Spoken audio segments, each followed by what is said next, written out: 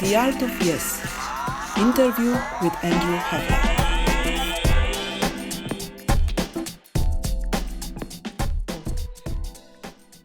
Hey, Andrew, follow me. Yeah, thanks. It's a long corridor. Can you put light a little bit here? Yeah, thanks. Oh, that's great. Thanks, I see. Whoa. Wait, left. That's cool. Yeah. Mirror. Shit. I lost my way, but wait, I think it's here. Wait. Okay. It's here. We enter.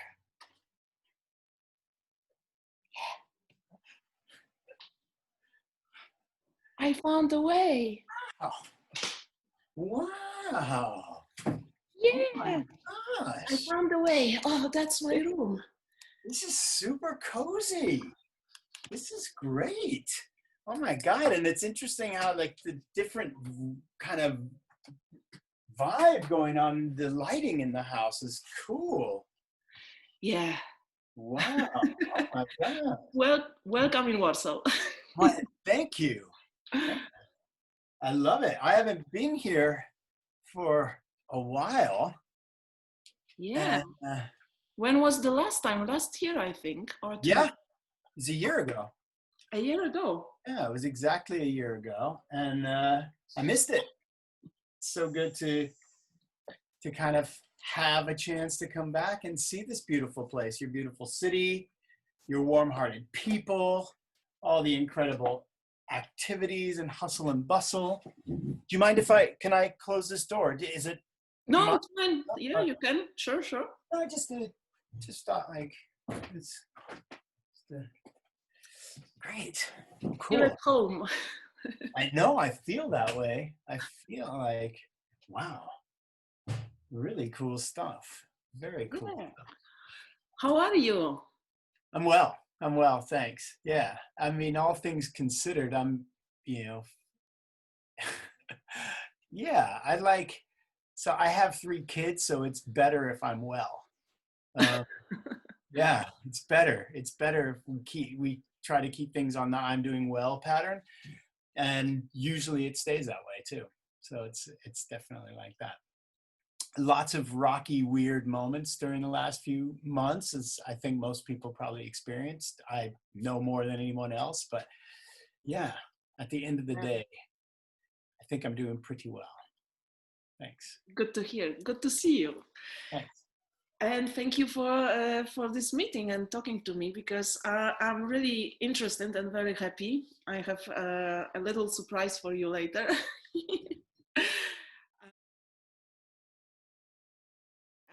Your name is German, right? Right. Yeah.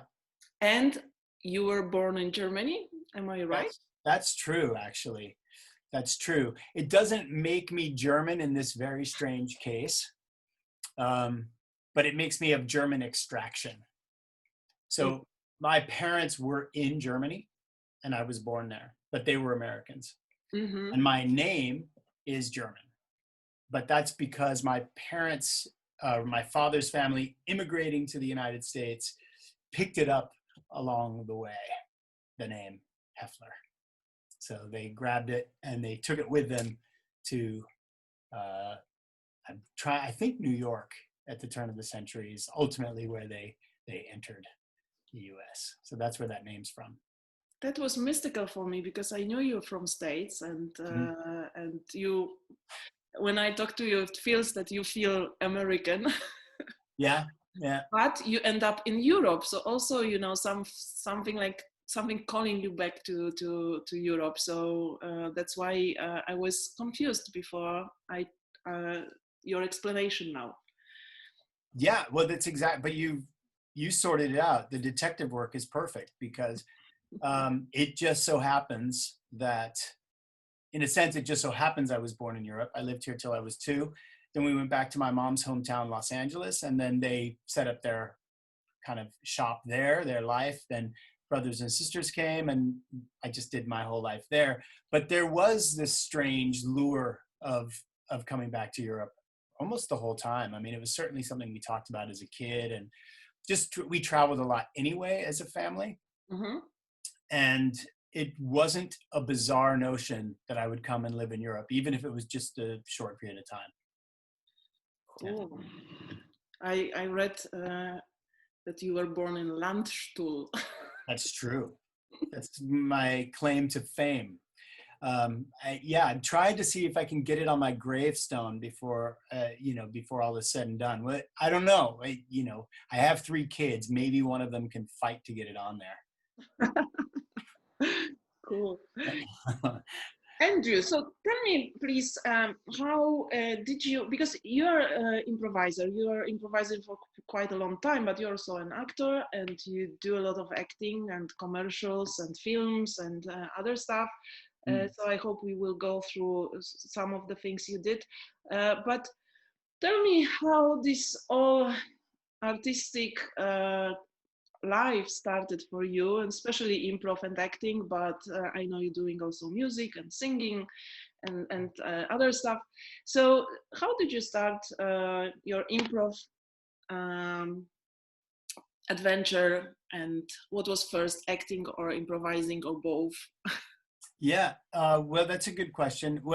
It was both, probably, in a sense, because my first memories of improvisation are from 5th grade. I had a teacher who was obsessed with this thing he called creative dramatics. Mm-hmm. And so we, as a class, were able to do creative dramatics every single day in class. So we would have 50 minutes allotted every day for this time of whatever study that was creative dramatics. And it meant we would build sketches together, we would go through Spolin games together, we would go through whatever these kind of skill building dramatic games were. And he was also a big, huge fan of films, a big, huge fan of Saturday Night Live at the time, which was kind of, it was in its 5th or 6th season maybe at this time. So the cast had just changed from this very famous early cast to the new Eddie Murphy cast. And he actually was kind of this obsessed guy who would, with the early technology of Betamax or VCR or whatever it was, he would bring in the cassettes and we would watch Saturday Night Live sketches, and he would read tons of books and great pieces of fun, weird, obscure literature and these sorts of things that, most 5th grade kids might not go into or get excited by or whatever, but he was really committed to this. And he also went so far as to take these games and put them into the rest of our kind of scholastic subjects. So he would also transform these games into language learning or to spelling tests or to mathematics or even science or whatever it was. Mm-hmm. And so he was a huge influence on me because he normalized all of this stuff. He even had something called theme songs, and then there was an hour or 2 each week that were dedicated to him playing music that he found either musically or historically or lyrically important. The lyrics would be printed on a page, and then the whole class would go through these whole things, and we would do our own 5th grade version of the analysis of this. And so for me, it was just extremely influential on what types of things I liked or associated to or connected to. Mm. And last my interviews, they're also attached to acting, and it's really interesting how different it is for me and for what I experience now with many improvisers which don't have this acting background or experience at all, which is pretty interesting, and that's why I also I'm happy and glad to talk to you, because you have also extra knowledge. So how would you, as far as I know, you had also a lot of training. I don't know how that happened, because you grew up in LA, as far as I remember, right? Yeah. So how did it happen that you had so much training with Keith Johnstone and his school and his let's say way of teaching? Because I know that you've been to Calgary, I think, or something like that. Yeah, I have. Yeah, it's a decision I made to just do it. He was coming frequently to Europe, and a gentleman I was working with in the theater here in Budapest, we had a trio that we were improvising with for a while, and he kept mentioning that Keith was coming and running certain workshops, whether it be Austria or Germany or whatever. And so I just started going because it was convenient and they were close. And there was a 4-day workshop maybe in Austria, so I would pop out and go there. And then the next year he would come back, and then there would be 2 or 3 4-day workshops in Berlin. And then he was doing these 10-day workshops in Denmark. And so basically there was just a run of years there where I just went every year. Most of it you took in Europe, or all of it? I took all of it in Europe, except for when I went to Calgary for a 10-day or 12-day spell one time. That was it. Most of the time I was working with him in Europe. Okay. Yeah. And probably since the mid 2000, like 2005, 6, I don't remember. That's probably the first time I did a workshop with him. And then from there, just going back and revisiting whenever I could. And probably getting some of the best kind of work in Denmark, because there's a beautiful place up in central Denmark where they've kind of set it aside for, it's basically, I don't know what to describe it. It's kind of an old, insane asylum. It's a really, really old, phenomenal, strange place. And one of these big, beautiful old, 200-year-old buildings is dedicated to an alternative theater kind of company or a performing arts hub or center. And so he was going there for a while. So you basically move into this place and do these 10 or 12-day retreats, essentially, where you just spend all day working in the theater with Keith. And I don't think he's doing that as much now, but they've turned it into a Keith Johnstone Center, I think, and maybe Patty and a really wonderful guy, Steen Haken, are working up there, and they're still doing stuff, so they're carrying that tradition on. But that was definitely a place I spent a lot of time working on improvisation. That's interesting because there is this American way, and then European or connected to Canada with Keith Johnstone, which sometimes is seen like 2 different ways, and that they do not match each other. That's why I always like to dig these subjects. So for you, did you study then improv more in like, did you do some training in like LA with some known schools? Yeah, I did some training. I took groundling schools. I was with IO West, did some stuff. So as an adult returning to Los Angeles, I went there.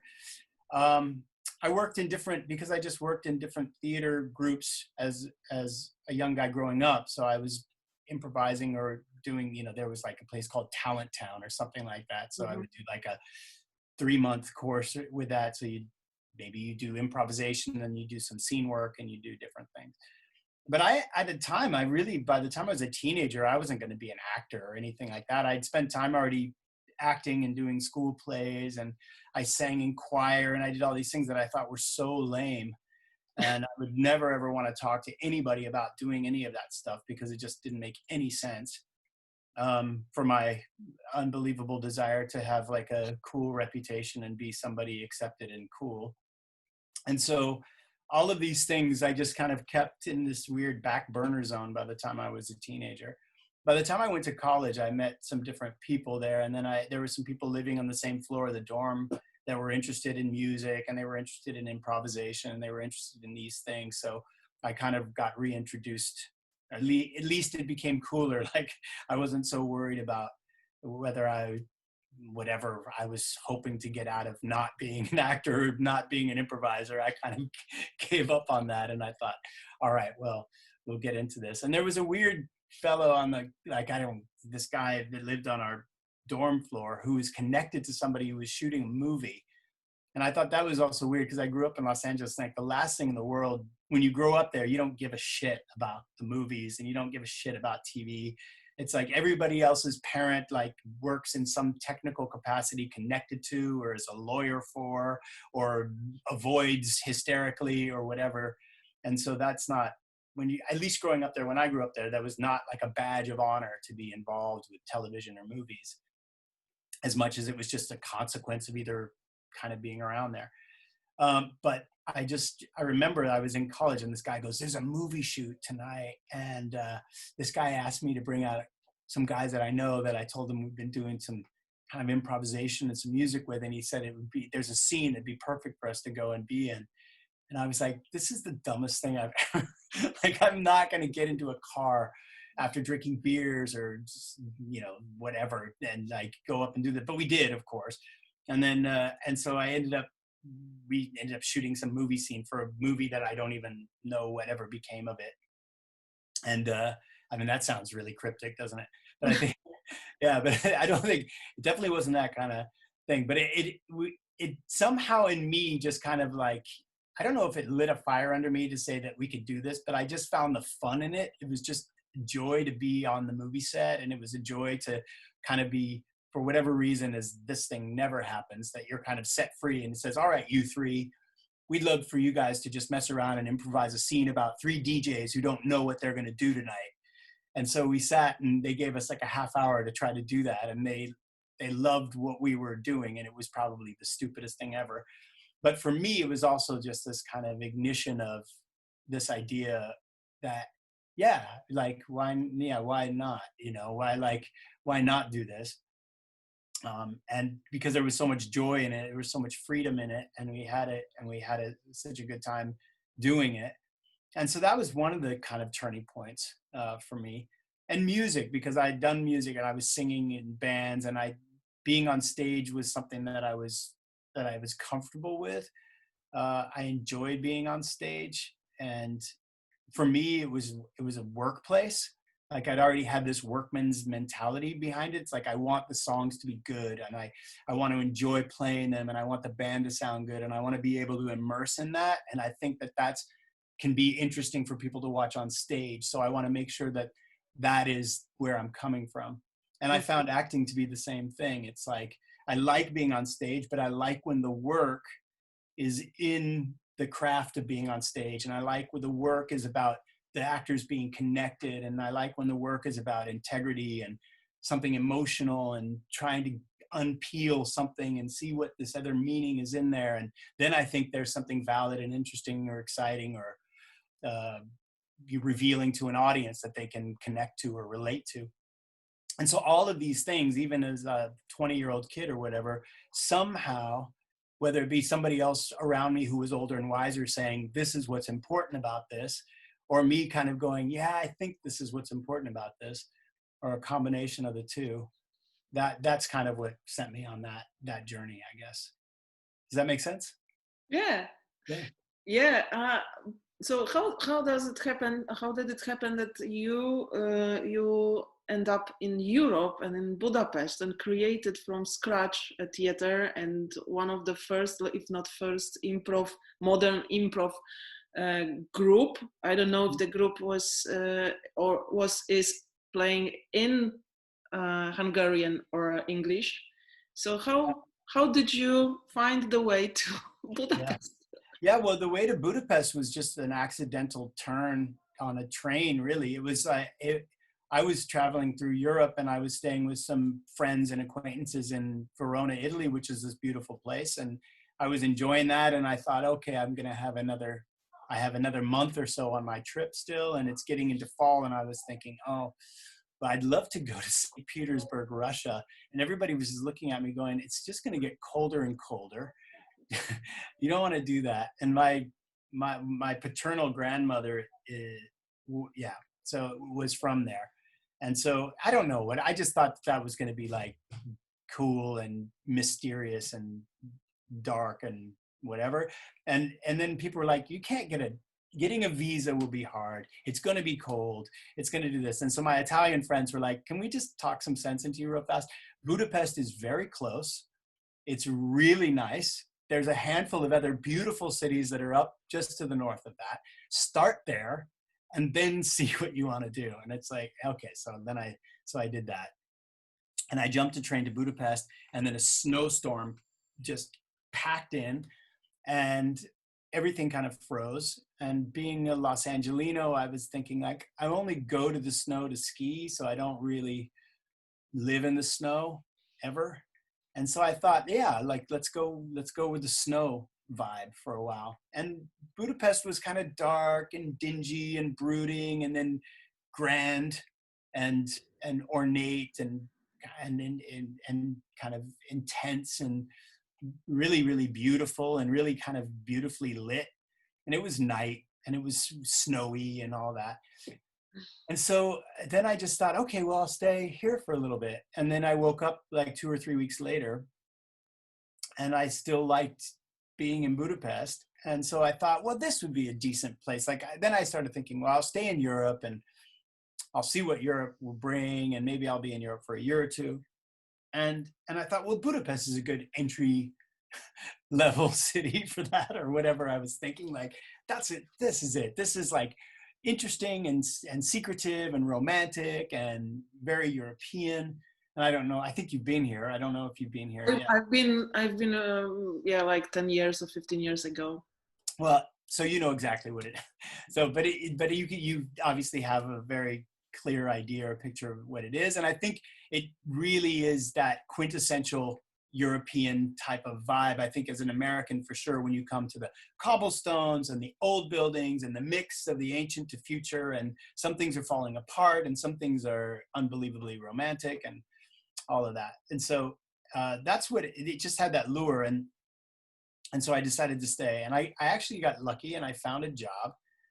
And because my university education was in urban planning, and so I thought, well, I'm never going to do this, but I don't know that 100% now. So I'm going to go to the town hall and I'm going to ask them, because the World Expo is planned to be in Budapest in a year or two or whatever. And I thought that should be a great place for a young urban planner with zero experience to at least like do drawings for somebody. And so I went in and I found somebody who was this wonderful kind of open-minded, cool guy. And I actually found the only guy I could really find. And he was like the boss of this particular department that was assigned for the conceptual, he was assigned for the conceptual development and design of the potential World Expo or whatever. And he was kind of like, yeah, we'll get you a job. We'll get you a work permit. You can stay. But so I had to go back to the States. I had to spend 6 months in the States because the work permit was a mess. So I went and kind of tied all my loose ends together in the States. And I moved back and I came here on a 1-year work permit right next to the Merlin Theater, which was an international language theater at the time, which is no longer in existence. But it just so happened that it was right next door to the town hall and right down the street from my apartment. Great. Mm. So since then, it's how many years already you are living? 25. Wow. Yeah, that face. I could see the 25-year face that you just made. You're like, wow. Yeah.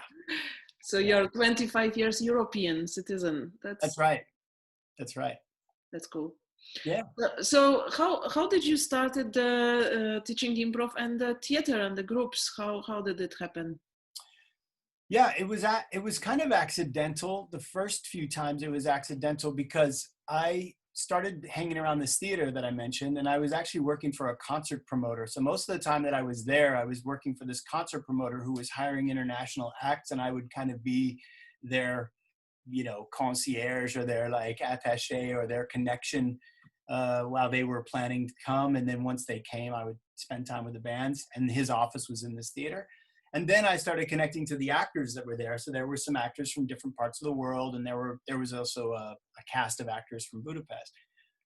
And I was just expressing interest in hanging out and doing stuff there. And they were, warm and welcoming. And so I started getting friendly with some of the people there. And one question came up is that they needed to go on an international tour with an English language show. And a lot of the actors were not really confident about that. And so they thought of one alternative could be is that if I could help them with their confidence in English, and where are we getting the feedback? Are you getting feedback? What do you mean? I'm just getting sound. I was getting a sound loop. Sorry. No. Okay, good. Yeah, so the solution that this gentleman came up with, this guy, Jordan Tamás, who was the artistic director there, he thought, well, maybe if I'd run workshops for them, and that he didn't even know what that would mean. He was kind of a little bit of a P.T. Barnum type of character, like, come on, you can go over there, you can do this. This is going to be great. And I was thinking like, well, what am I going to do? And then I thought back, well, yeah, but I know these games. You know, I know these things. This is about 1995 or 96 maybe. And I'm like, I know these games, I know these things. So maybe just maybe I have some things I can do to keep their interest and that will somehow activate them, their confidence, something that they'll relate to. And it ended up working out really well. They probably were not particularly good workshops necessarily, but they were really good times. Like the actors loved them because I think they were things that they weren't accustomed to doing. And so that kind of started me off on that journey. And then in subsequent years, after being in some of the productions, the English language productions there, and just traditional scripted theater, because that's what I was doing. Finally, there was a gentleman here, Alexis Latham, who's this really wonderful guy that I work with for many years here, and Ben O'Brien, who's another really wonderful, very dear old friend of mine. And the three of us started improvising together here in Hungary as a trio in English. And that's what we were doing. And so that's what was happening over the years at the turn of the millennia. So do you play long form, short form, mix, different things? What's the group doing? Yeah, mostly short form to begin with. We had a show that we called, it was a variety show.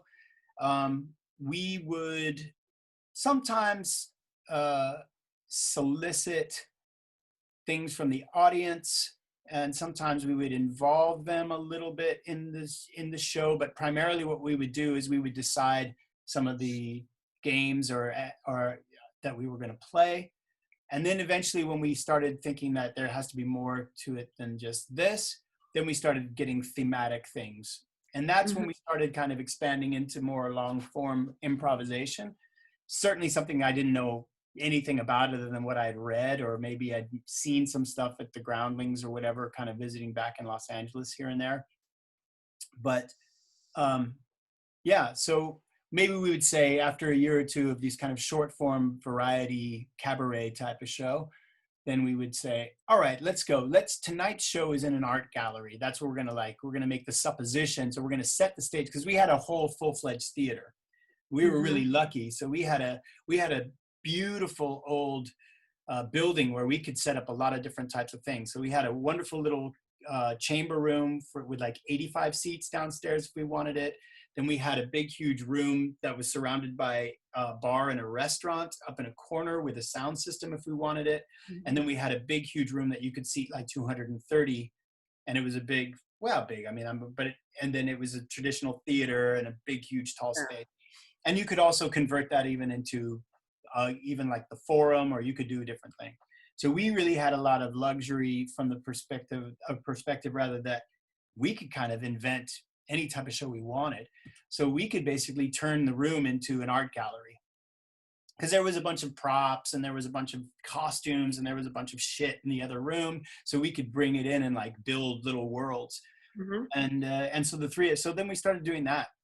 And we'd mix the shows up like that.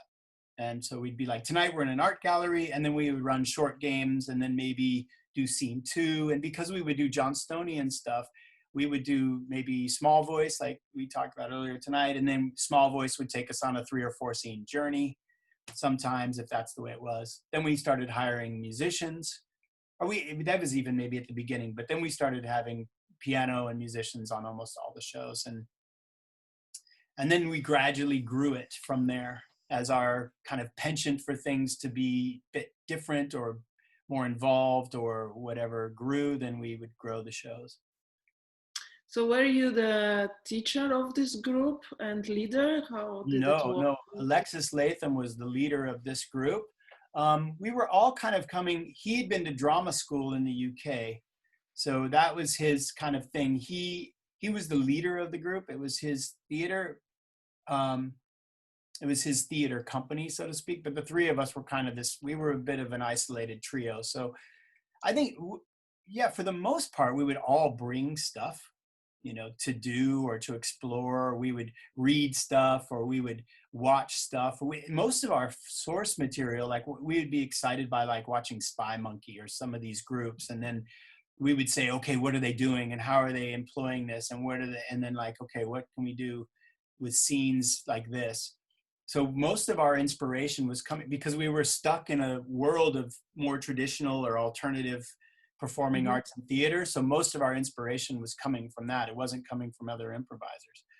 And so that was kind of our calling card. And he was the leader of the theater. It's still his theater company. He still runs it now. And then Ben and I were the kind of, we fill out the trio. And we did that for a long time. I was an active member in that theater company until 2011. And before that, and then we were running workshops. So Alexis and I were running workshops at this theater officially kind of all the time consistently from about 2003, maybe 2004 or 5, something like that. We were then opening up workshops and running them out of the Merlin Theater in Budapest. So what's the name of your theater now? The Grund? Yeah, it's Grund. Yeah, Grund Theater. Yeah. Yeah. So you are the. I'm the founder and the artistic director of that theater. Yeah. I didn't want to mix something. No, you didn't. My wife is very much part of that. Certainly one of the founders of it as well, and encouraging that whole thing to happen. So I guess we're kind of the co-founders, traditionally speaking. And another friend of ours, Ivan Yamartsa, who's a film director and film producer, was very much involved in that as well, and an actor. And so the three of us kind of got this notion, because once I started running these workshops, and I started running an open workshop at a venue we used to spend a lot of time in, live music and performing arts venue in the middle of the city. And my wife had encouraged me to stop, because I was teaching in grade school and I was teaching drama to kids and I was doing all of these things. And I just had started, and I was working in commercials and I was working in films, but all of this work was so haphazard. I mean, there were some years where I worked a lot, but I always had this other gig. And my wife was just like, just do performing arts. Like, don't do anything else. Don't run workshops, don't teach, don't do anything, just do performing arts.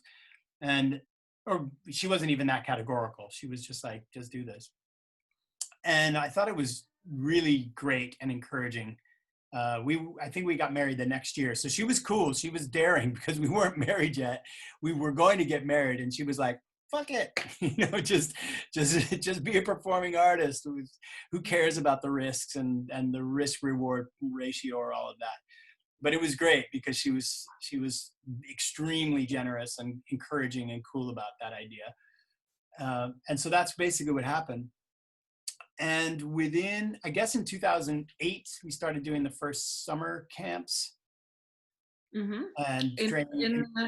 Where are the camps? The camps. That camp was at a theater festival near Lake Balaton in Hungary.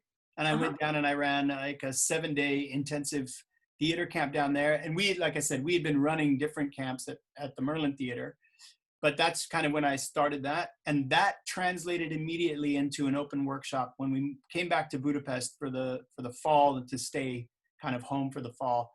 I opened up an improvisation open workshop on Wednesday nights.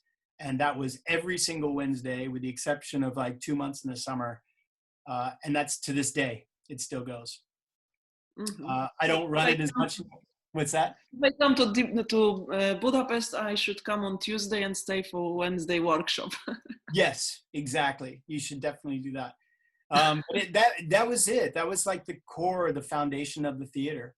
That's it. The summer camp that translated to that, and then the consistency of every Wednesday night, 3 hours, always there, and that just grew. And it's amazing how when you look back on the life of something like that, it blows my mind. It's like I actually feel like an outer body experience when I look at that and think like, wow, you just think of hundreds of people have come through those doors and done that. And I've obviously you can't keep track of, because when you're literally talking about 12 years of Wednesdays at this point.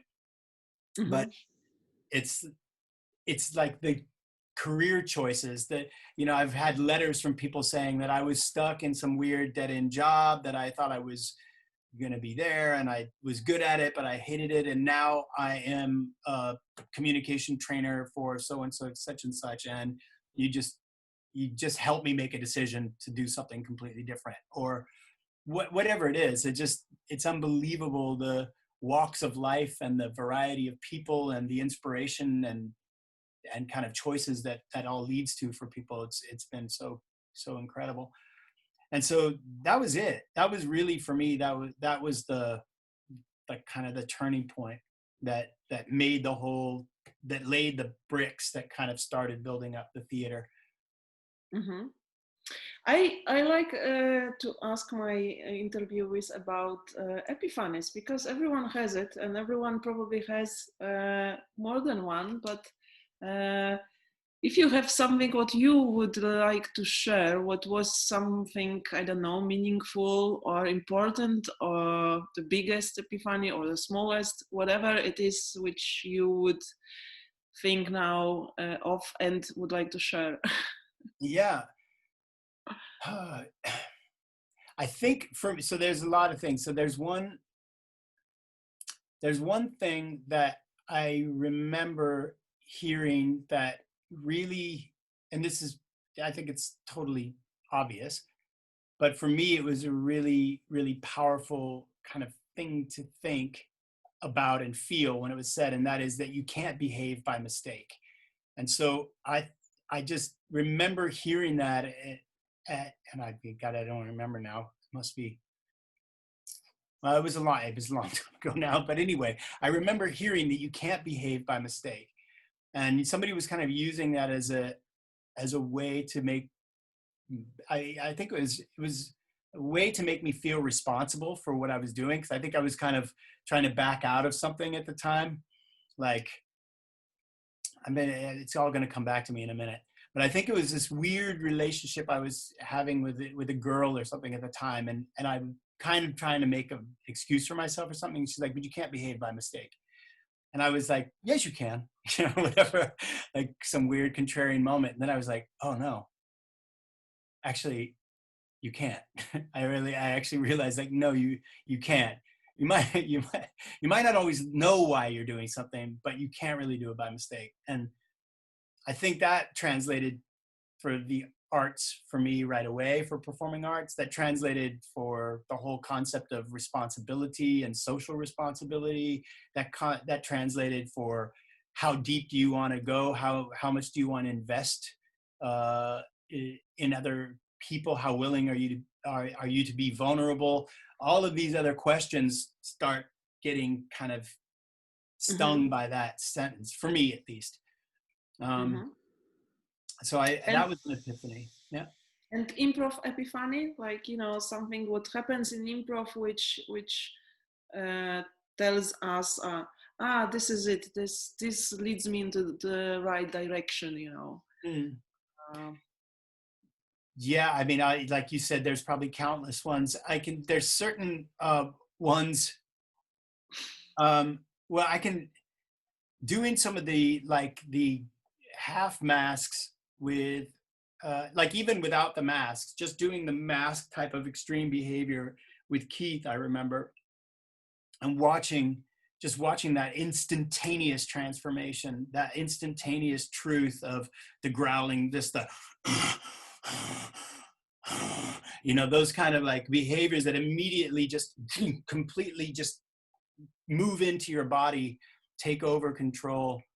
and then trying to now mess around, like, okay, there's your growling bear, but like now put a kind complimentary voice on him, or whatever.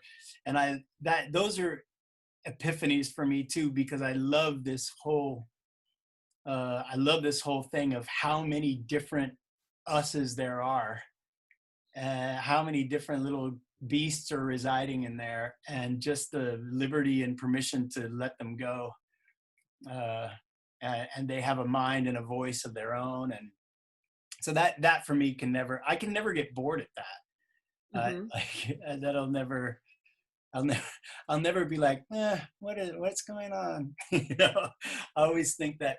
And I think it's beautiful to sit in a cafe and watch people pick up their own masks while they talk. I mirrored you. Yeah, like this, my face mask, but yeah, exactly. Subtle, nuanced masks, extreme, wild, insanely strategic, defensive masks, all of these things, tones. I think it's incredible how they exact such amazing behavior, right? Yeah. I like this mask work, and it's not very obvious for improvisers to work with masks.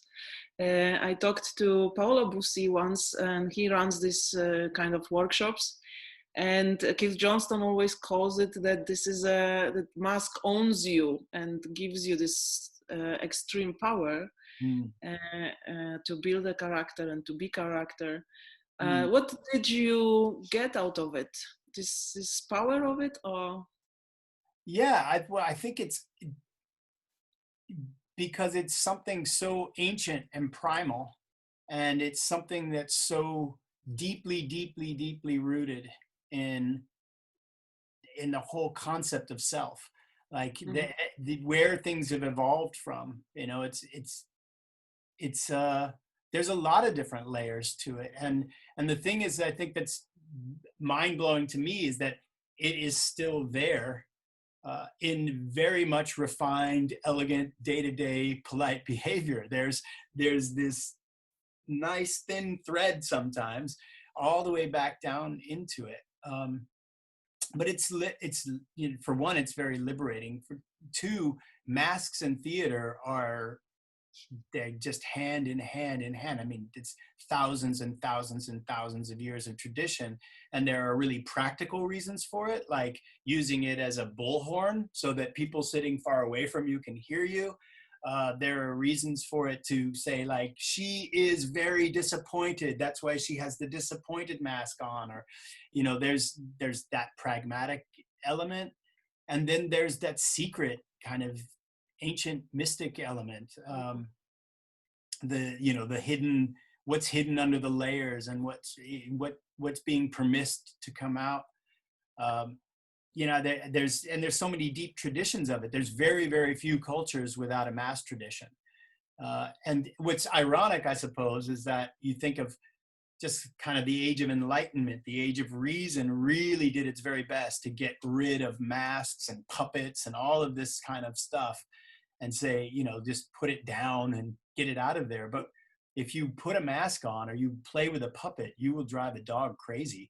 I mean, it's like they really see life breathed into this, and then, because they're right, because they're not barking at nothing, they're barking at something. And I think we are just afraid of that primal self. We are just afraid of that core, because I think what it is it's like a circuitry of wanting. It's like the mask wants something. I think maybe I'm not trying to reduce this too much, and I'm sure there's plenty of complicated angles on it, but maybe one thing when Keith is saying that, the mask possesses you, right? You belong to the mask. Yeah? The half mask. Yeah, that's the half mask edition. It's unleashing something, right? The mask it's occupying your body for the moment, and it has a series of wants. It wants stuff, and you can see it chiseled into the face of the mask, like what it wants. Maybe that mask is caring and concerned, and maybe that mask is lascivious and devious, and maybe that mask is, and you can feel it in there, and it's no accident what it exacts out of the player. And you'll see this, you'll see evidence when you put the same exact mask on the same players, you'll see nuance differences and you'll see some different reactions to it. But a lot of these masks, it's like, that is what that mask does. That mask, you know, pushes things off the table. That's what that mask does. And it's like, you know, and that's what it wants. And that's complex. It's primal and it's weird, but it is, you know, get to the center of why is maybe an interesting question, you know.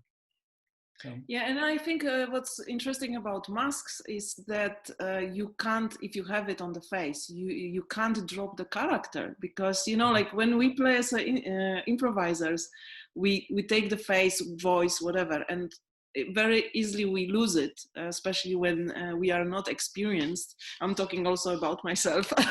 But then when you have a mask, you just keep it. You can't leave it because it sticks to you, and it gives such a big power. And also that's why it possesses improvisers. So I like that you mentioned that, because it's really important experience, I think, to build a character, I think. And I think it's really tricky to master a half mask.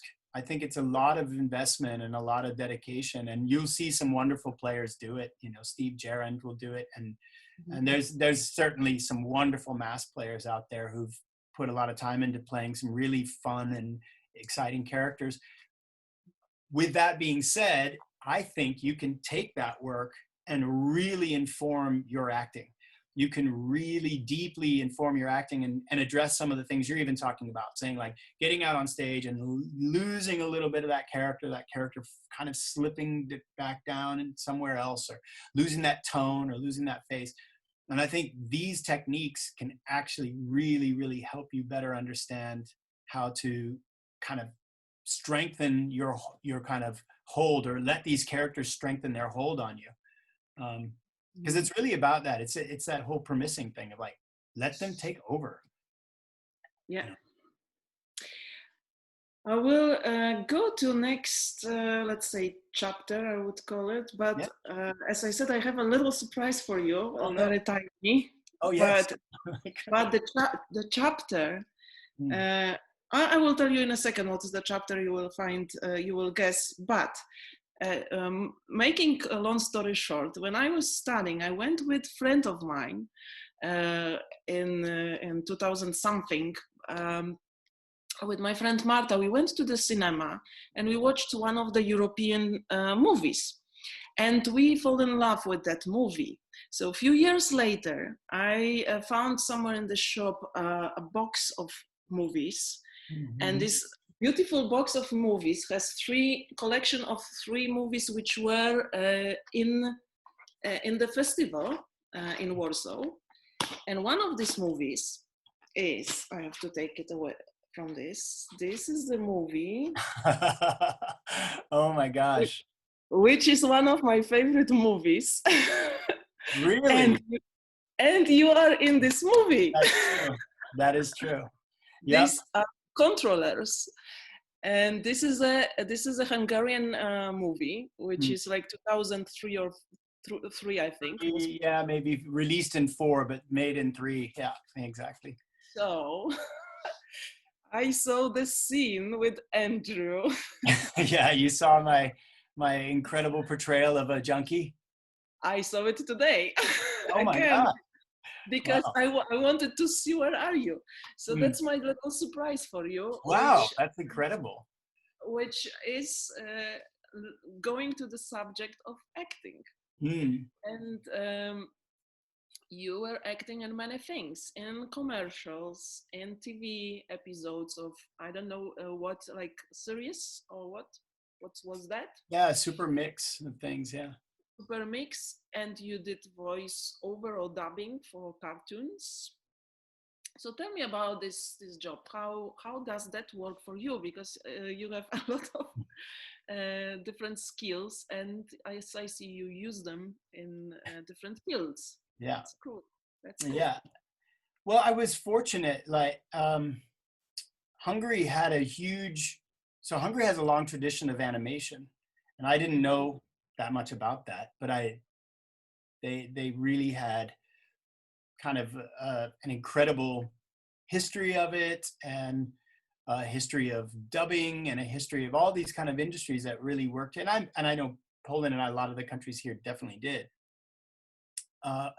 But there was a revival of it around I don't know what it was, 96, 7, 8, whatever. And a lot of people were making cartoons or producing cartoons for other places because they had a lot of great illustrators and all these sorts of things. And so I actually just knew a couple of people who were involved in this industry, a couple of artists and drawing for different studios. And they suggested that I go in and just help them either do readings to help kind of organize the voices or the faces or the expression for the characters. So kind of do these kind of lead scripts that they put out, and before they sometimes finalize a script. And eventually they just started having me read the scripts or read the characters, because then I could start doing a bunch of the different characters bouncing around. Or you do one character and then you move and you do another one. So that was happening for a while, which got me into other voice jobs. And so that was really good. And I was able to do that for a long time. I still do that to this day. I still do voice work and station identification for different TV companies and all this stuff. So that's still happening. There's a lot less animation going on here now because I think a lot of it digitized and moved into different parts of the world. But so that has, but I did a couple of cartoons even in recent years.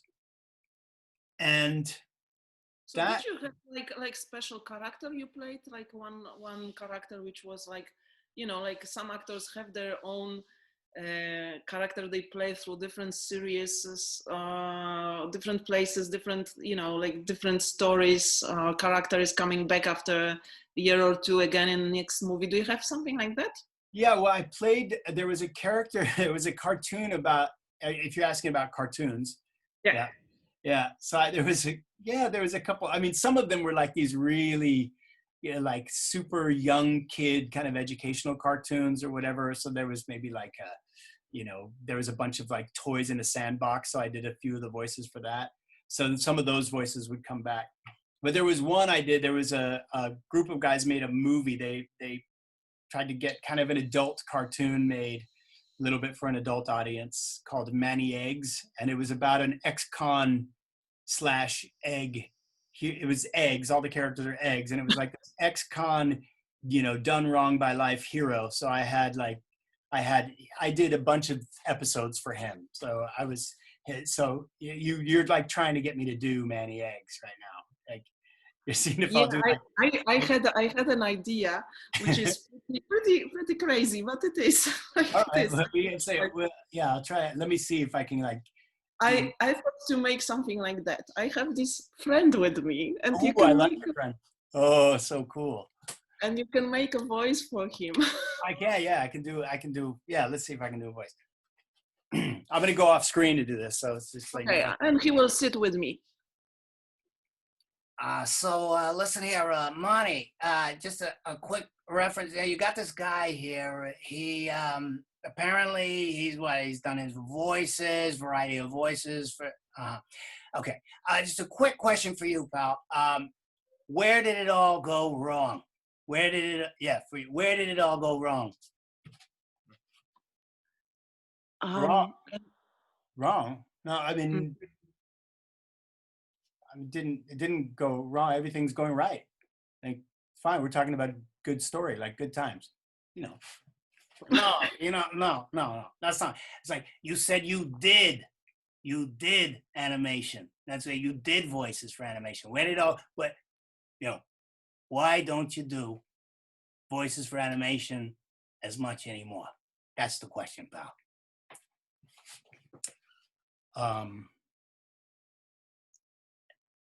Priced myself out of the market. I don't know. All right. Here's the truth. I started having kids. Thank you, Andrew. Thank you. Thank you, Toots. Thank you. That's lovely. Oh, come on. You're being so sexist. He's terrible. So yeah. This was my second surprise, but I didn't know if I will do it. I try. I think it's great. I think it's great. Yeah. So Manny was it. Yeah, that was a repeating character.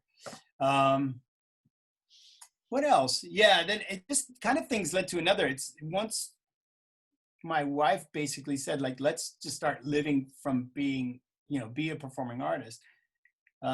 So it just was a lot of things. I'd done a bunch of advertisements up until then, but I just started going to all the auditions, and a lot of films started being shot in Hungary. A lot of TV series started coming here. So it was really just being in a decent spot to have the opportunity to go to castings and having some roles that were available to local actors. And that was it. That was really kind of how it all started happening. And once with advertising and stuff like that, it just goes, once you start working with directors and they start liking to work with you, then so there was even a period there for a couple of years, I was just really fortunate that, so I would just go to Greece, I would shoot 2 advertisements with a director, then I would go to Italy, I would shoot 2 advertisements with the same director or another director there that I'd worked with before, then I'd come back here and shoot one. And so there were these kind of periods where that was just what was happening. And it's like, for better or for worse, that was how things were going. And I think what's good about that is that you just spend time on a film set.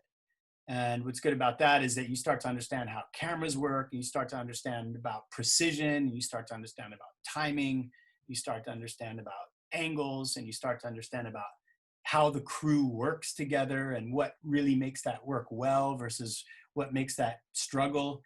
And all the different intricacies of everybody's job is very exciting and very important and interesting. And I think that was really kind of an educative thing for me, because I was just lucky because I got to spend quite a bit of time doing that.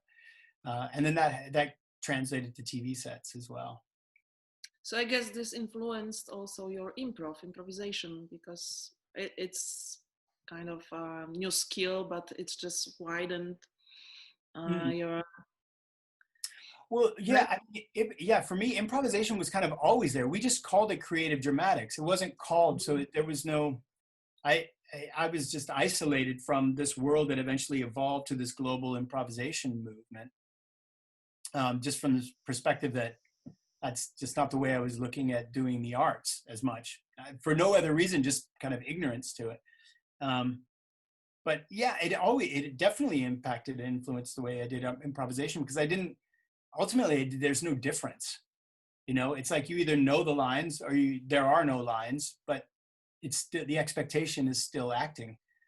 Yeah. So I don't care, frankly. I don't really see, for me, I don't see a difference. For me, my expectations of what I myself would do are no different. And I don't know if that's good or bad. It's just, that's kind of where it comes from. And so if I run a workshop, I kind of emphasize this whole idea that I would like to work on the skills of improvisation for the theater. And that's with the intent of people going on stage and performing it. Because I think it's important to say, that's the filter. That's what we're looking through. And you can do with it whatever you want. But I think it's important to kind of say, as a disclaimer of saying, we're going to work on stuff. And that the idea is that you want to do this stuff on stage. And that's what we're talking about. Cool, that was fun. Yeah. I was really watching the scene today, just looking for it. You did also interesting stuff, because not everyone who is an actor or who is acting, playing, and improvising, not everyone does it.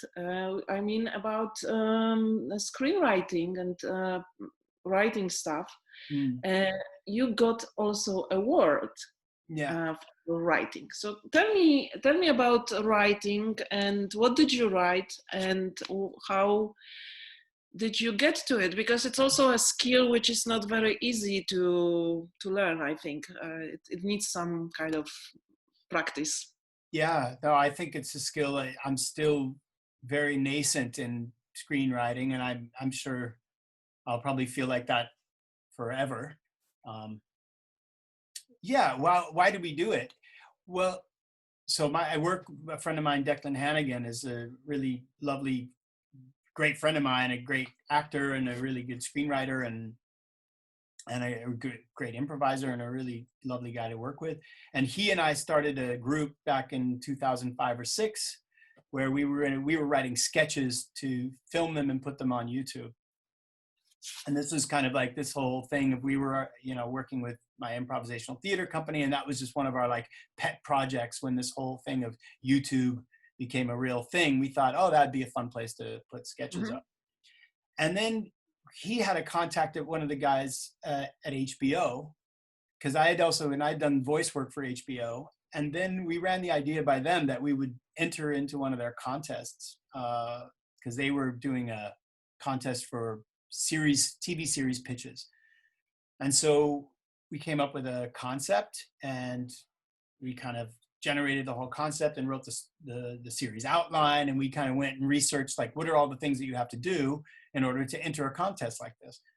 And we interviewed people that we thought would be appropriate for the show, or not as actors, but helping the story out. So we kind of took it seriously as our pet project while we were writing our sketches. So we all had this writing, kind of thinking of narrative and storytelling and thinking of all these mechanisms.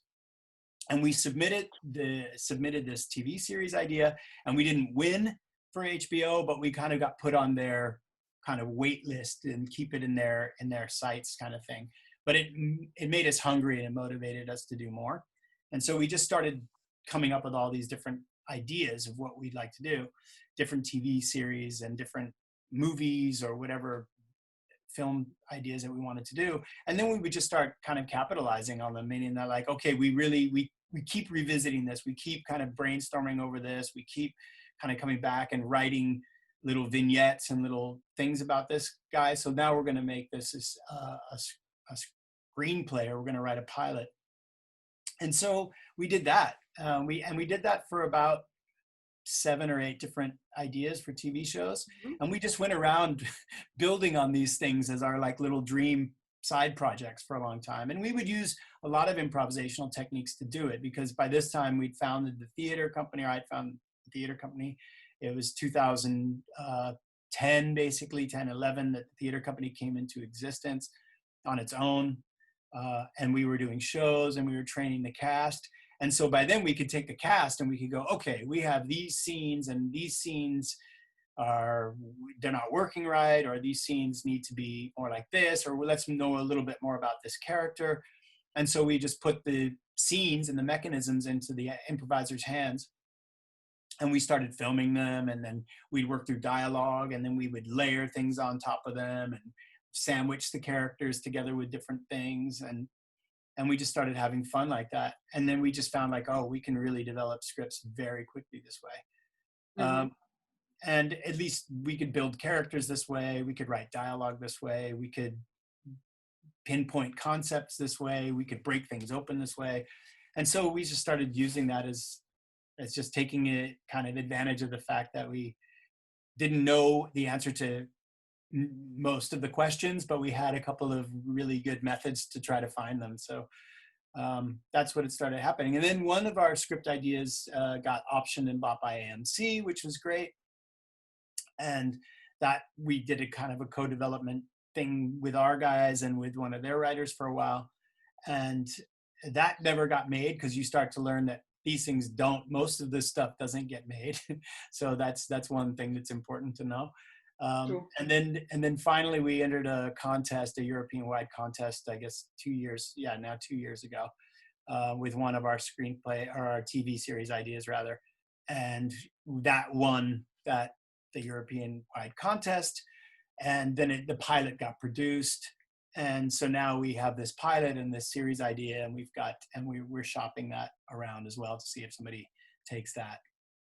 But yeah, it led me to a lot of cool things. It led me to meet a TV arts and sciences professor from Bauhaus University back at one of the Keith workshops, probably in like 2010 or something. And he invited me to come to teach at Bauhaus University. And then I started doing that. So I did like 4 years where I went there every semester and ran 5-day intensives with the screenwriter and directors classes there, where I talked to them about how to use collective creativity and improvisation in strengthening scripts and developing storytelling, or giving directors kind of who didn't have a lot of experience working with actors.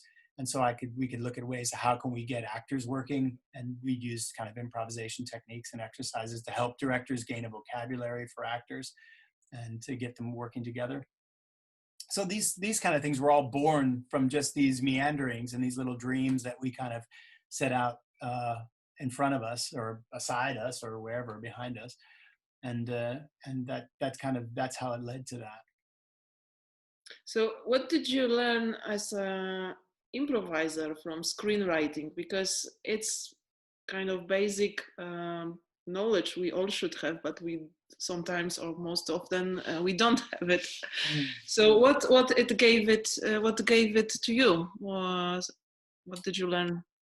Yeah, tension is such a valuable, beautiful thing, and it doesn't have to be negative. True. Yeah. Positive and negative charges of scenes, where these scenes are going. I'll be honest, improvisation informed me a lot more about writing than writing informed me about improvisation. But that's just because that's the way I cracked the egg, right? It's like, what do they say? Like, what is it? A chicken is just a way for an egg to make another egg, or whatever. I don't know.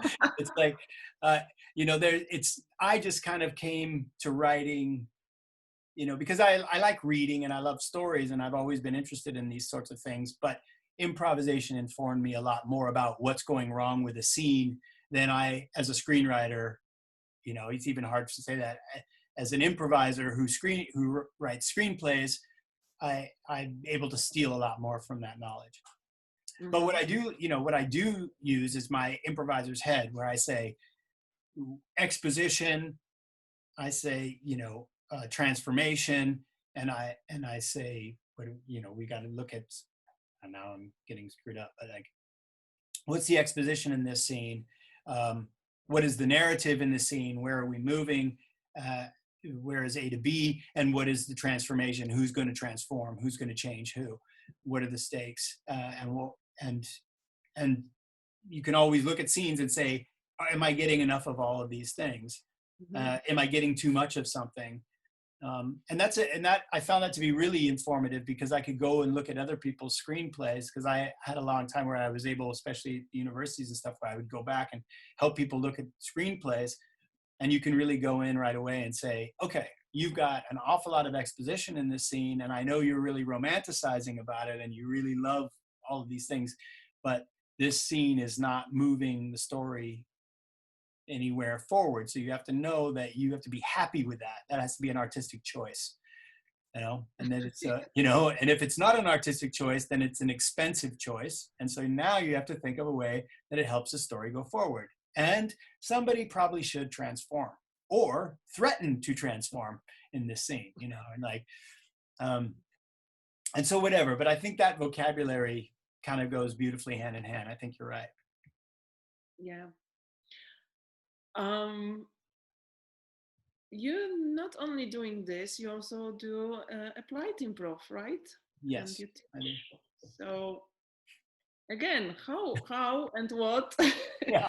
What do you do? How do you teach? What do you teach? Because by applied improvisation, you can teach a lot of different things, from from presence and building like how to present yourself and make presentations and being confident and speaking, to acting, team building, and whatever else it is. It has a lot of varieties.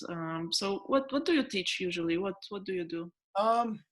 Well, so I was in the Scallabouche theater company with Alexis Latham, and Alexis Latham was working already as an applied improvisation communication trainer at the time. And a friend of mine, a guy I knew, was running this business where they were doing that. They kind of turned an English language training company into this applied improvisation company, because there were some actors that were coming in from England and other places that were doing this.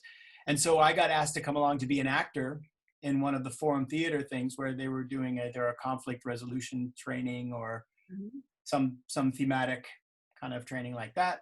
And so I started playing all the actors' parts. So I ended up being the co-trainer for years in these things, doing the Forum Theater acting parts. And then I just started running the training. So it's like after a while I was there working with my acting partners in theater anyway. And then I would start running the training. So the early trainings, I mean, there was a presentation skills training, there was a conflict resolution training, there was a relationship building training. There were these kind of basic themes that you find businesses needed or wanted. And yeah, there was such a massive variety of the different types of trainings that ended up being there. Whether it be, you know, what is it? Customer service ethos and like all these types of buzzwords and things like that that companies would come up with. And you'd kind of find out, you go to that whole thing of like, what do they want? You know, like I hear that there's lots and lots of problems, but it's like, what do they want exactly? And how eventually do we design a training for them? But basically what I found is that on stage, you're trying to exacerbate the issues between people and trying to get them out. And in business circumstances, what you're trying to do is you're trying to get them out, but you're trying to get people aligned in trying to resolve them, you know? And I think that that's an interesting thing because in theater, you want to tell stories about how people are struggling and you don't want to solve that problem. And in business situations, you're saying, let's talk about how we're struggling and let's actually see a little bit more exactly what this problem is and let's actually align to try to solve it. And I found that was just, it was nice because you actually really kind of have the same task, but there's just a different goal. Like the end game is just somewhere else a little bit, you know. If that's... Do people enjoy this work with improvisers? Yeah, I think they love it. They really love it. I don't know if they love it with me. I'm tough. Like, I just think I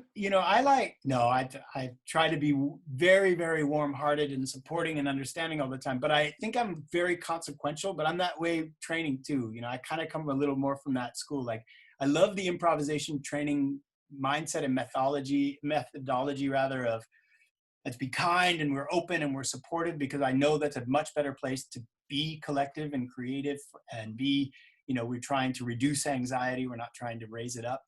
But I actually also don't believe that being specific and being honest and being clear and marking critical moments does not mutually exclude that, which I find a lot of times, unfortunately, in improvisation circles, it does. And I think that that's not that helpful. And I think in business circumstances, it does too. So I think a lot of times business situations, they leave each other alone and they don't pick through things until it's too late and then they get mad. You know, and or a lot of times there's just a lot of negativity and a lot of criticism and it's hard to get through the noise and understand like, wait a minute, it's hard to hear what's right, you know, or whatever. So there's a lot of these complex issues. So I think one thing I take very seriously about training, and I think it's training actors or training directors or training business professionals or whatever, is I just think it's about consequential feedback. It's like, you know, this is not a personal thing. This is really like, I saw this. This is my opinion about what I saw. And I think it's important to note because I think it would be great if we could see if it could be different. And I just think that's universal. I think, and improvisation is great because it's contemporary, right? It's human behavior on display. What could be more contemporary than that? And so it's like, let's check it out and let's be honest and consequential about it. And let's talk about what we think is really helpful and what's really moving us forward and what's really honest and what's really touching. And let's talk about what is really not. And let's talk about what really seems to harm or seems to distract or seems to hold me back or seems to confuse or lie or cover. And let's talk about it and hold ourselves accountable. It's like, you know, but without being incriminated. And I think it's interesting because we've really gone so far as sometimes to say like, here comes something critical. And it's like, no, you know, don't give it to me that way. So I think for me, I think that if we're doing corporate training, we're doing communication training, I really think that that is key. And I think it's key when you're training improvisers or actors as well. I think it's really important. Yeah, we talk sometimes about giving feedback with group of friends where we've met. So yeah. So that's pretty. And anyway, feedback in the group and on the workshops doesn't matter if this is a teacher versus students or in the group, especially when friends are discussing what happened, what we need to do, improve, and this is a very difficult topic anyway. I know it myself, and I think everyone who was in the group, any group, knows that this is a challenging thing. Yeah, I think it's something you have to make a habit of. Yeah. And also learn how to do it, that this is not, that this is about giving feedback, but not judging, which is... Well, it's also about being willing to be wrong. Yeah, it's like when you go to play in improvisation scenes, you have to be willing for them to not work. And you have to, you have to be completely open and willing for them. You have to kind of understand, like, there's a great chance it won't work. And I think it's also in a way with feedback. It's like, there's a chance that my feedback will not be accurate. There's a chance that my feedback will just simply be my opinion and my feeling. But I would like to think that it could be helpful. And I'm going to say it with this intent that it's helpful and constructive. But that's the agreement people need. And I think that's the key. That's what makes the intimacy of playing improvisation so important as well, is that we kind of make this tacit agreement that we're going to take care of each other. And we make this, and not even so tacit. I mean, it can be very blatant. And, and we're talking about that more and more now. Like, let's make sure these are really safe areas and everybody's really taken care of, and be very deliberate about expressing that, which I think is great. If that's creating more security and safety, that's fantastic. But I think it's also about, it's just the fact that that has to be the agreement. That we're really taking care of each other, and that our interests for being supportive and kind to each other are clear. And that might not always mean we're going to agree. That might not always mean that we think everything that everybody does is great. That might, that's exactly why we're free to be able to say, I don't think that worked, and this is why I think that. And again, I'm willing to be wrong, but it's worth saying. And I think that's something that I would hate to lose that. I would hate for groups that work together a lot. You can see sometimes when they're not able to give each other feedback for a while, and it really, you can see it puts a lot of strain on them. Yeah. I like this subject because I recently talked to John Creamer, who is my previous interviewee, and I know his teaching, and I got to know now why and where he got all the knowledge about teaching and giving feedback and how to do this stuff. So it's really interesting to talk to people about that, because I can get to know you, but also know more about the approach and ideas and stuff like that. So thank you for that. There is also one thing which you do, which you partly mentioned. You were singing in the choir, but this ended up to the band which you sing in, and you have a band with guys in beautiful suits. Usually, I don't know if always. Always beautiful suits. It's handsome guys in well-made and nice suits. Well-made suits. It's well-made suits. Yeah. That's the name of the band. It's Well-Made Suits. No. So tell me about this band, because I listened to a few songs, but our audience will maybe find it out, and they will probably like to hear it or check it out. Check this out. So what's the music you're playing, and how long? When did you start to play with the band? Yeah, This band started in 2010. And what's the name? Kéknyúl, Blue Rabbit. Yeah, Rabbit. Blue Rabbit. Blue Rabbit, yeah. Don't ask. Did not give it its name. That is its name. So, and yeah, but we play originals, so we play our own music, and it's kind of funk, soul, kind of neo soul. The band is built around a Hammond organ, and it's a big band. It's lots of horns, and like you said, it's lots of suits. It's lots of sweat. Trumpet, saxophone. Yeah, there's saxophones, there's trombones, there's drums and keyboards, and there's lots of people on stage, and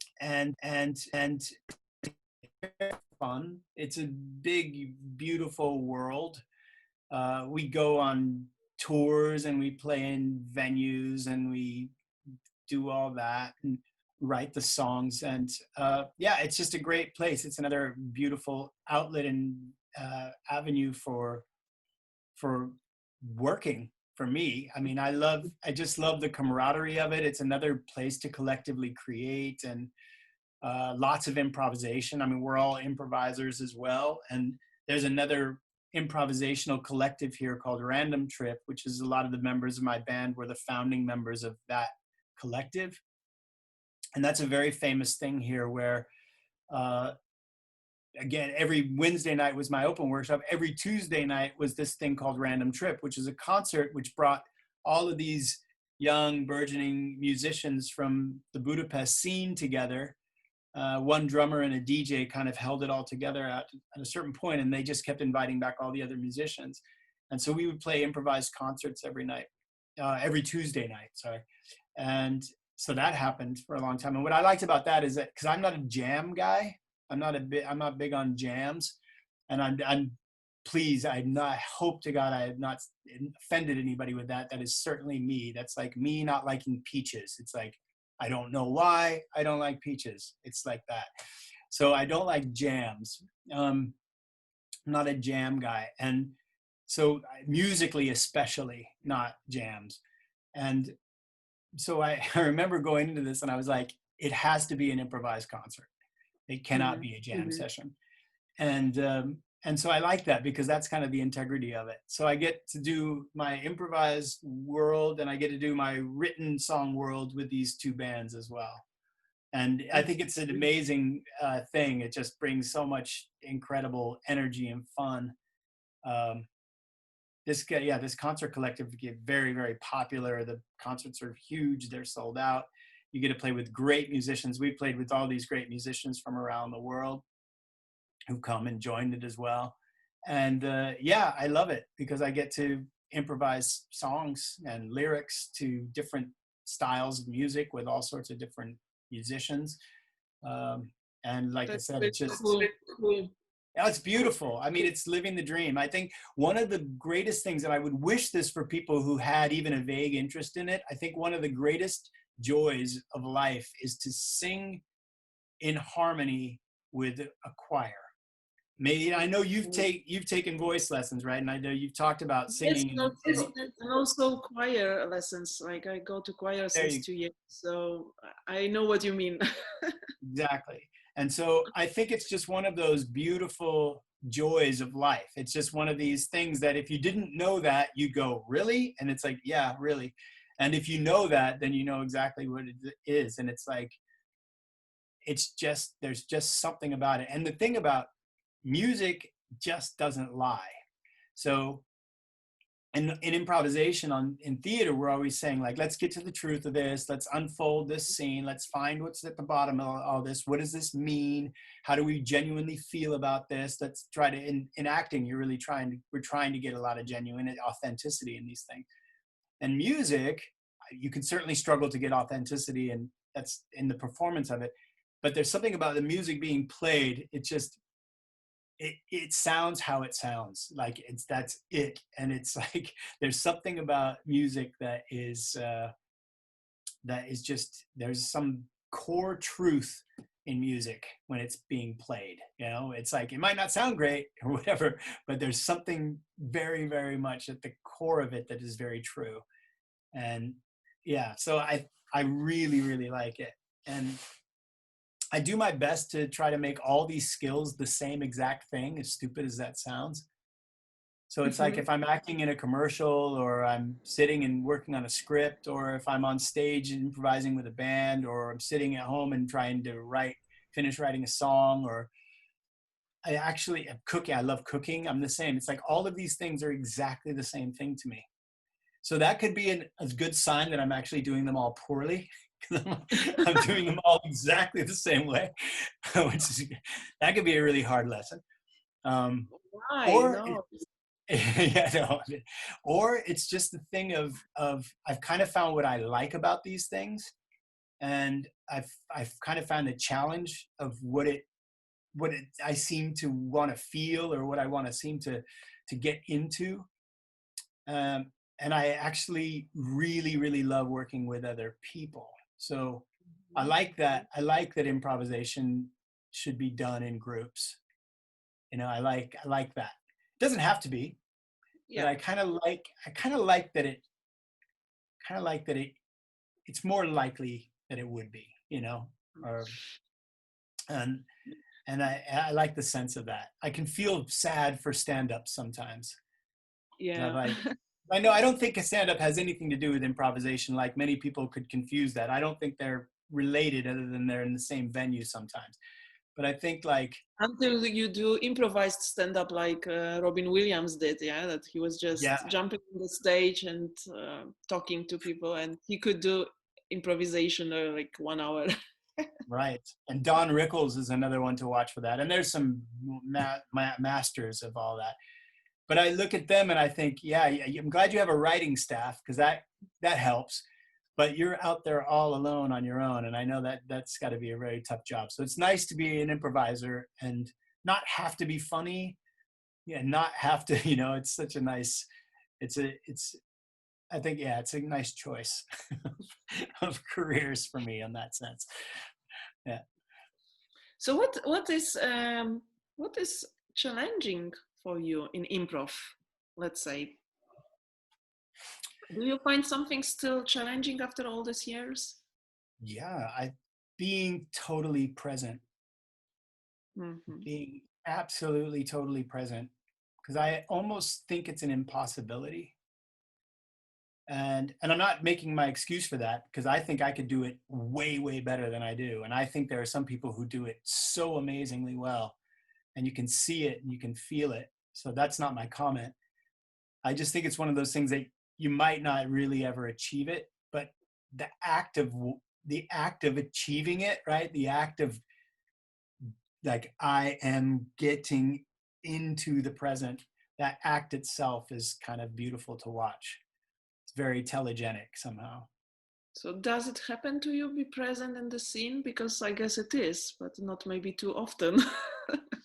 Yeah, but I just think it's interesting, like, how we waver in and out of things. Like, I catch myself. I can catch myself. You know, I always think, like, if you think something's suspicious about what's going on, you should start with yourself. It's probably you. You know, it's like, there's something fishy about this scene. It's like, you should go through your own checklist first. Like, and so I think sometimes when I can detach from scenes a bit and observe them while I'm playing them and stuff like that, it doesn't make me that happy.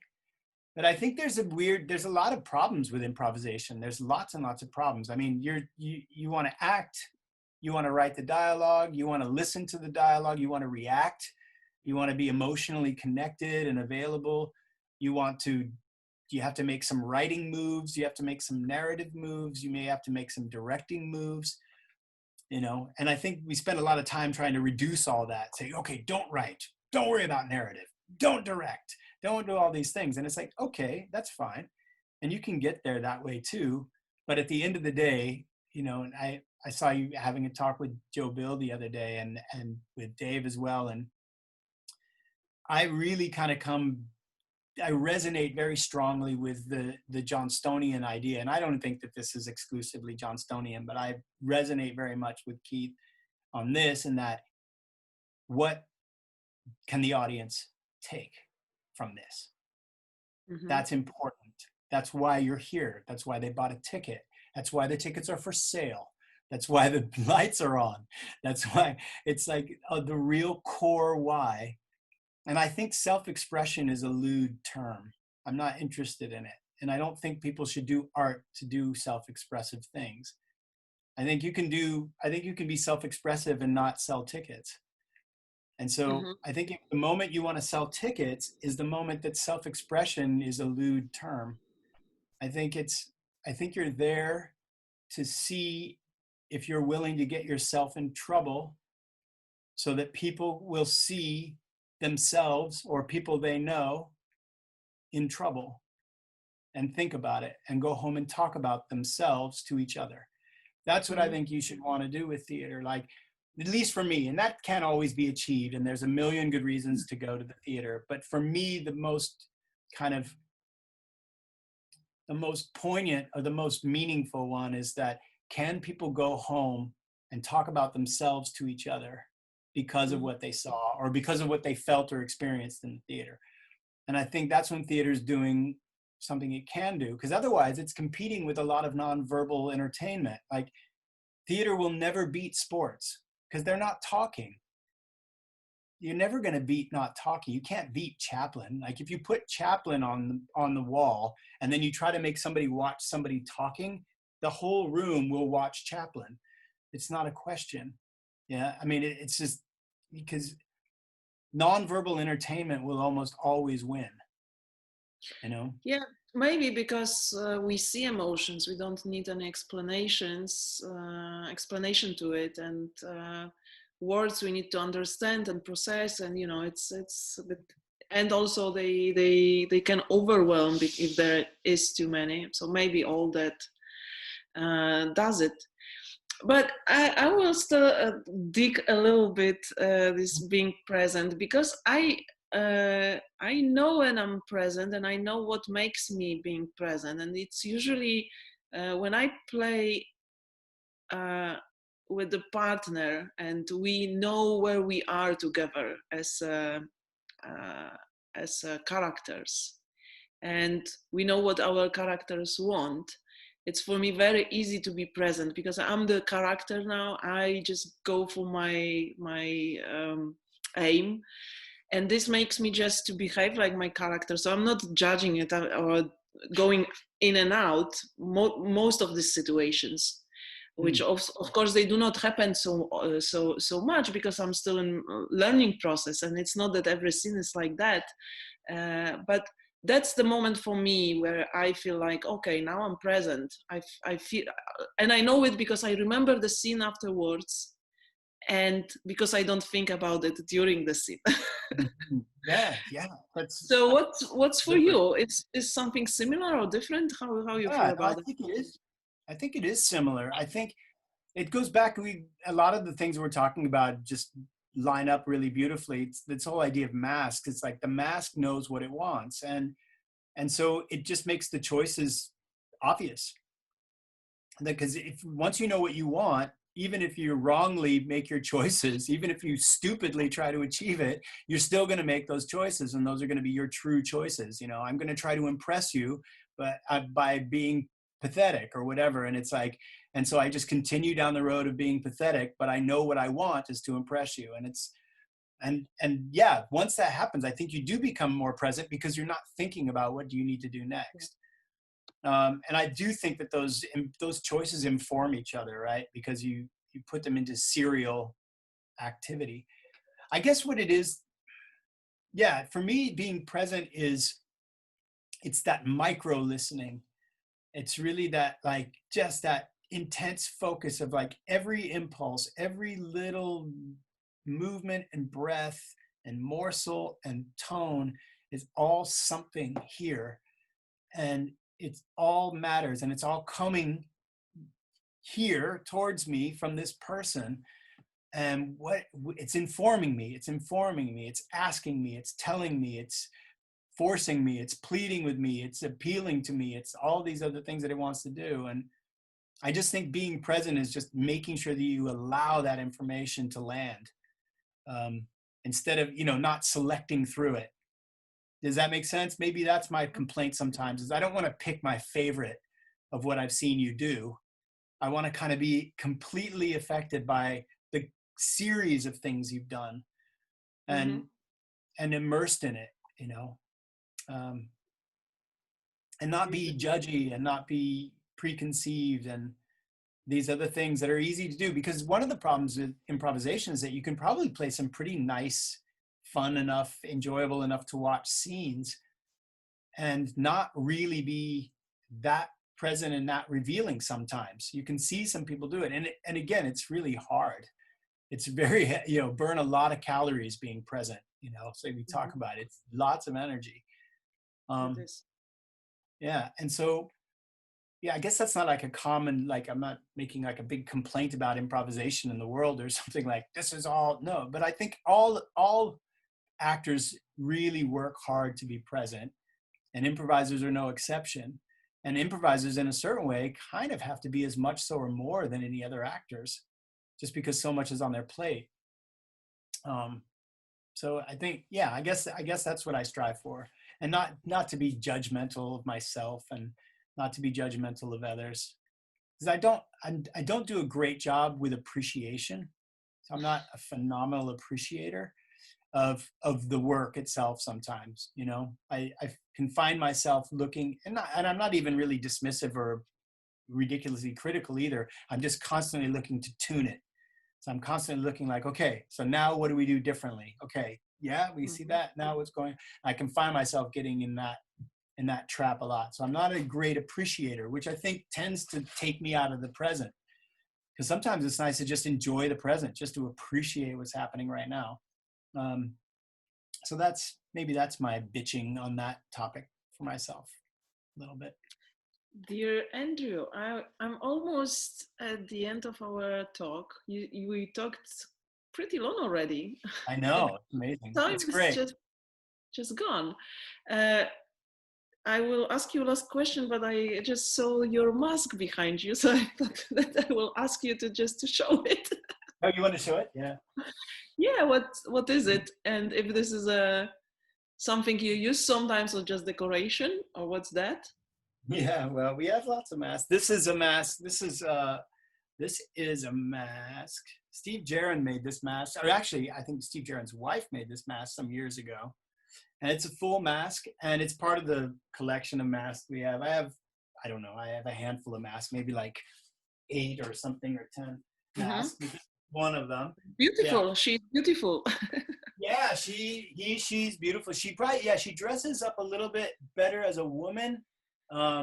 She's definitely been some interesting men, but she definitely, and she actually has a couple of people that she somehow prefers to be on. But the full mask is a great tool. I like when I start with a group of improvisers. A lot of times, if we're working with them in the cast, we're going to put a show on. I like to do. We were talking earlier. I like to do a lot of nonverbal work at the beginning with players, just to get them very accustomed and happy to not talk. And full mask work is a very, very good way to do it. So.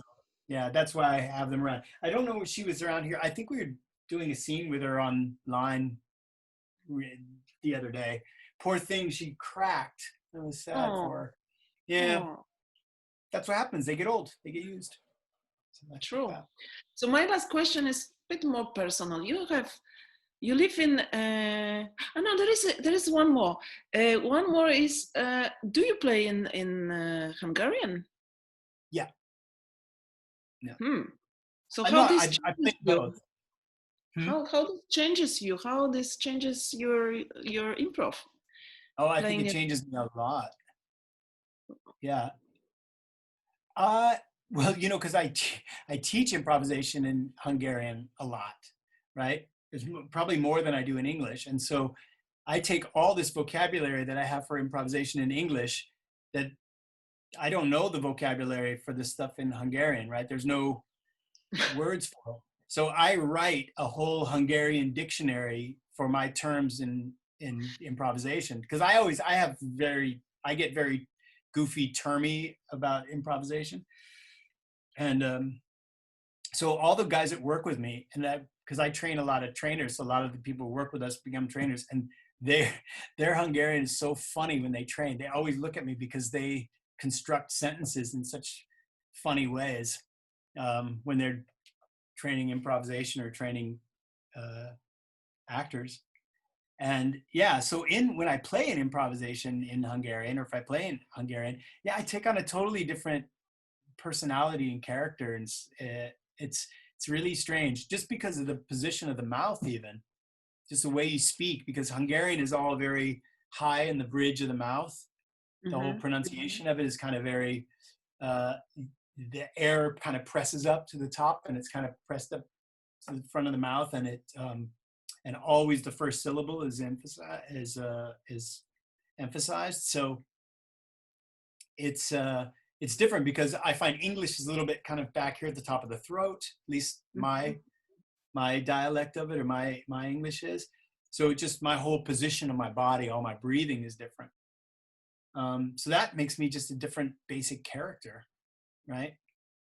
And yeah, it's strange. I leave, what I would say, I kind of leave criticism out of it when I improvise in Hungarian more. So for myself, yeah, I mean, I speak fluently, and that's not the thing, but obviously it's not my mother tongue, right? So I actually don't care. I'm like, there's like part of me which I delight in that kind of like, fuck it, like let's see what happens, and I'll just say shit the way I'll say shit, and like, let's see what happens. Whereas in English, I'll be a little bit more, I don't know, conscientious on that sometimes.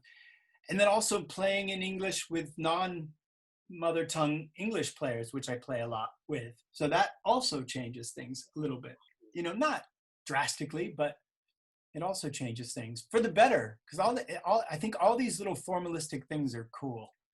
It's always nice to, put a handcuff on or something, it's like, just to like, strap the right arm back for this scene, and like let's just see if this little speed bump can change what happens in the scene.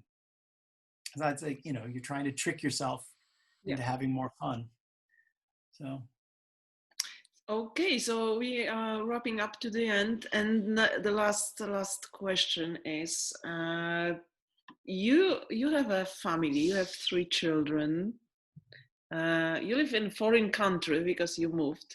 So how is it to make a living and being, what's your life, how you feel about being improviser, professional improviser? Easy or difficult? What's easy, what's not easy? What's challenging for that? Yeah, well, first of all, I just think it's a great fortune to be able to do something that you like this much. I wish that more people could say that about their career. I'm sure a lot of people can't say that. So that's the first thing that I like. Is it hard? Yeah, it is hard. And it's interesting because there are better years than others, and it can be inconsistent. Because I have 3 kids and a family, and I'm here, I can't really get out into the improvisation network and the festival world and all these other things. Not that would necessarily even make your income that different or anything like that, but I think that there's a whole exciting world going on out there that for me is just not part of the logistic reality for the most part. Even though sometimes I do get out and see some festivals and get to spend time or run some workshops. So this year was going to be a great exception, where I was going to all sorts of festivals to run workshops, and we decided to take a break from 2020. But yeah, it is challenging. It's challenging because, as anybody who watches this interview, is going to see like, oh my God, he does that and does that and does that. And like even hearing it, you're like, fuck, what, that's ridiculous. But the reality is like, that is just the truth. And the truth of that is, number one, to try to keep my sanity, and try to keep me engaged and growing, which hopefully I'm, you know, honest enough and caring enough and more, you know, brave enough to keep doing, and which is a challenge, of course. And also because that's how you have to piecemeal a living together. It's like, I can't just rely on one thing. And you know, that's just the way that it worked out. And that's actually a blessing in disguise, because I do, as I said, I do actually get to do things that are really exciting and really cool. Like I said, I tend to make them kind of all the same thing. So it's like, I'm just improvising here, guys. You know, but it's great. And I feel really, really fortunate to be able to do it. And we'll see how it goes. We'll see how it goes. Certain years are really kind of footloose and fancy free. Other years are just like, tighten up the bootstraps, guys. Let's see how this goes.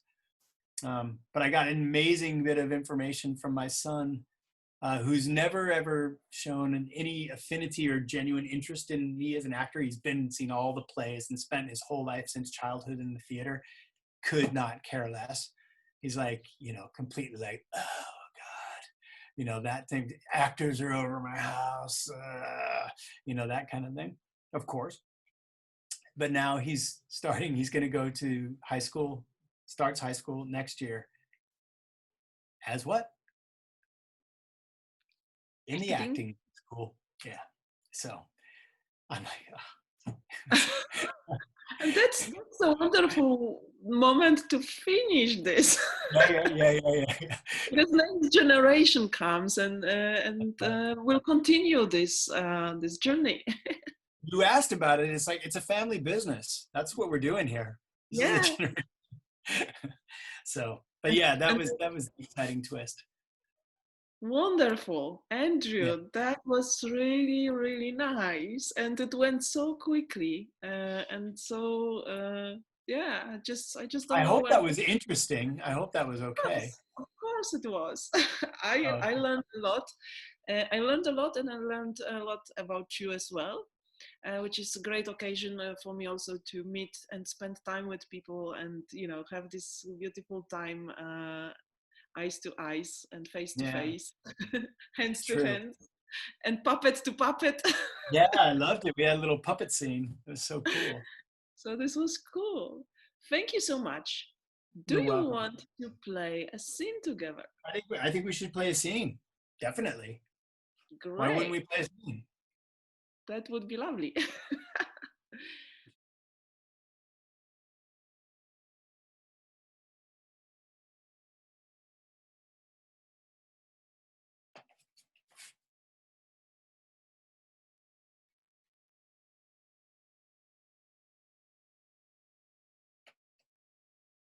It will be okay. Is he still out there? I'm sure he is. Does he know about me? Does he even know I'm here? I think he can smell your appearance. Funny. It's really funny. You're trying to make light of this. I mean, if you want, you can go there and try and see if he's there. I mean, go there. Like, he's literally behind this door. Jenna, please. You're making me.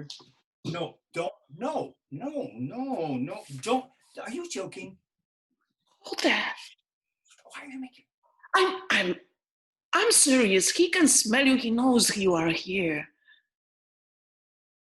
Look, you're the one who emphasized this. You're the one who made this a huge thing. You said that if this is going to be anything, he's got to accept you. And now you ask me to stand in here and wait for the right moment. And I think you're pulling my leg now. Now I think you're joking. You should go and enter the door. You have to confront him.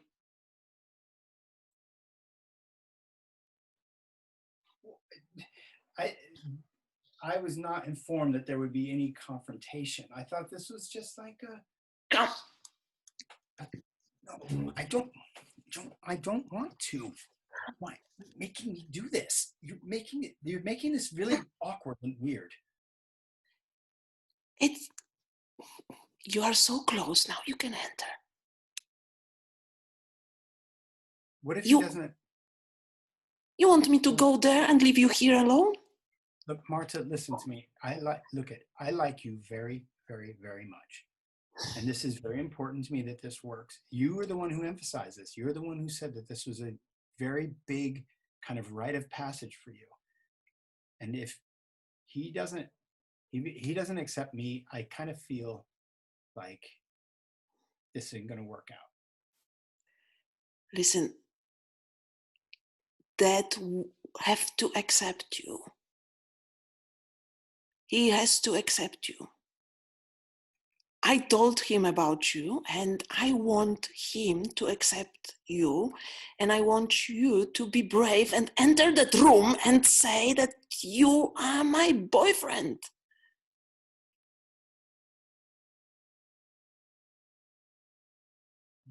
I'm your boyfriend?